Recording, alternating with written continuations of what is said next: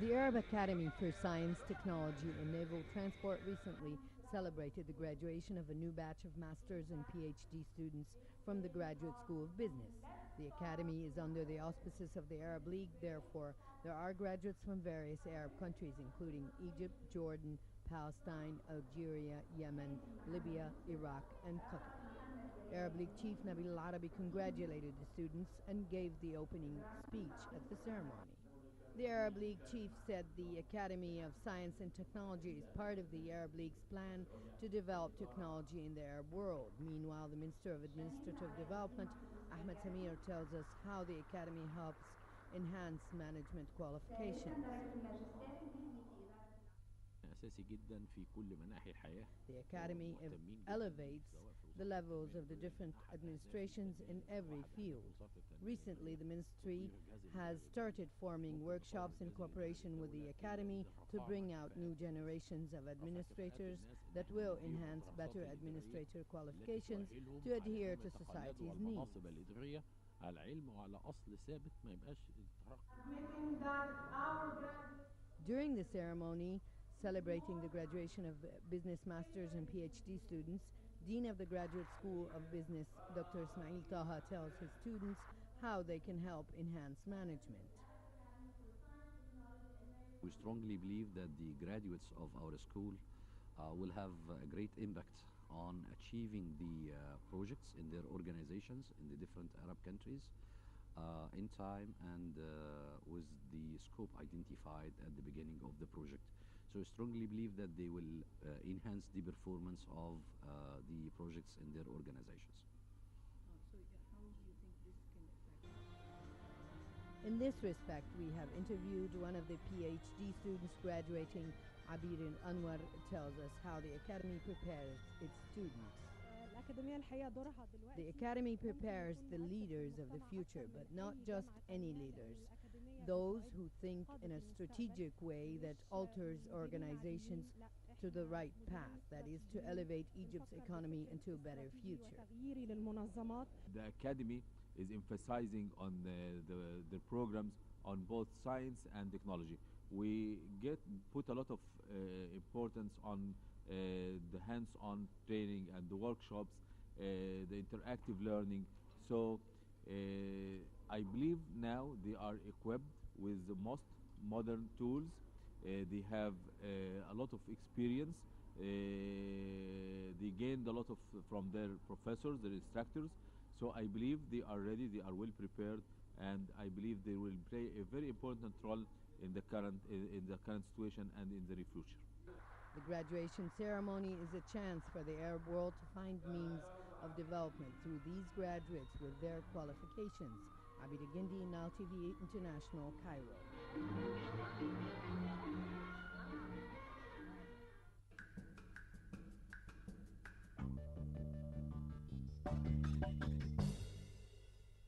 Welcome back. In October 2012, the Egypt Supreme Council of Energy began taking steps on reversing course by offering tax exemptions for green energy components and access to state-controlled land as long as it would be used for solar and wind projects that would be helpful to the country.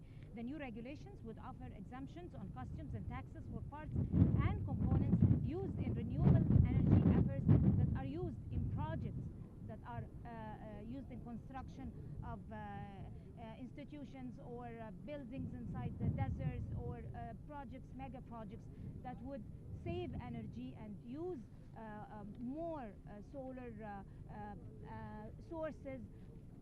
There is an expert who's going to talk to us about this particular project and this particular idea. Is right here with us, Dr. Ahmed Higazi, President of Egypt Green Energy Association.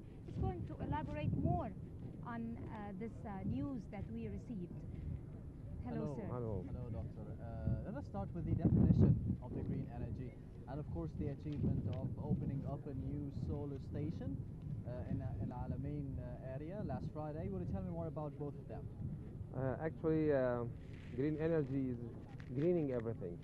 What's greening everything? It's the expression that helps the people to understand the environment around them and trying to use it as the best use of it.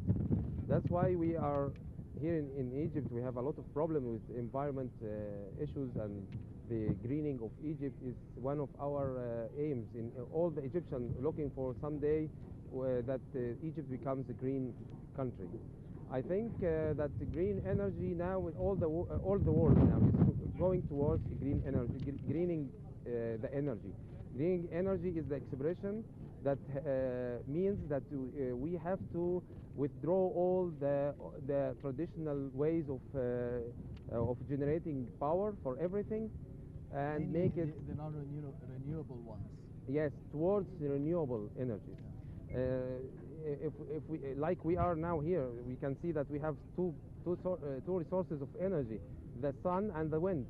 Maybe the Egyptians are a little bit upset from they having too much sun, because they making them a little bit changing the color of their skin, but actually this is a great gift from Allah to us, that we have that much sun in Egypt. In the Upper Egypt we have spot considered one of the highest solar radiation in the world. And when we look at in these days, that a country like Germany, they have about one half of the solar radiation we have in Egypt, and they are now consuming about 50% of the whole world installations of solar panels. That tells you how much it is important for Egypt to start greening the energy. Right, Dr. Higazi, how did the idea of the Egypt Green Energy Association spark? And is it a private association? Yes, it's an NGO. The Green Energy, Egypt Green Energy is a NGO, was established especially to start awareness for all the people of Egypt, in the universities, in the schools, everywhere, to tell them how important is greening the energy. We are trying to tell the people that the energy is the most important thing now. I think the whole world will have wars and problems and crises for especially for the energy. You know that the Gulf War started because of the oil, and now we are facing that the world is the fossil fuel or the traditional fuel is about to be finished from all over the world. That's why we are making the awareness for the people to start the culture of green energy in the Egyptian. All levels should understand what is the green energy. That is the first aim of Green Energy Association. So, Doctor, we've spoken about the definition of green energy, and of course opening up a new solar station in Al Alamein area. Where do we stand here in Egypt regarding the use of non-renewable energy as a whole, maybe? Where do we stand? Actually, we stand in the back of the world. Actually, the world is... So we're not making any progress? Yes, progressing is very, very slow, and I think we have a lot of research about it for a long time. But countries like India, like China, like, as I told before, the Scandinavian countries, the West and East Europe are trying to start, already started. We call it green energy revolution, and that's why they are now in the beginning or in the front of all the world in the green energy. But actually, I think Egypt is in the last year started new steps to become at least to not to be in the front, but at least not to be in the back car, as they say. Well, tell us about the activities of your organization and the recent achievements so far. Yes, we have a very important achievement. We have done it already last Friday. I think now everybody's making search on Google or on the Facebook, find that our very famous picture for the first time the water comes out from the western desert of Egypt.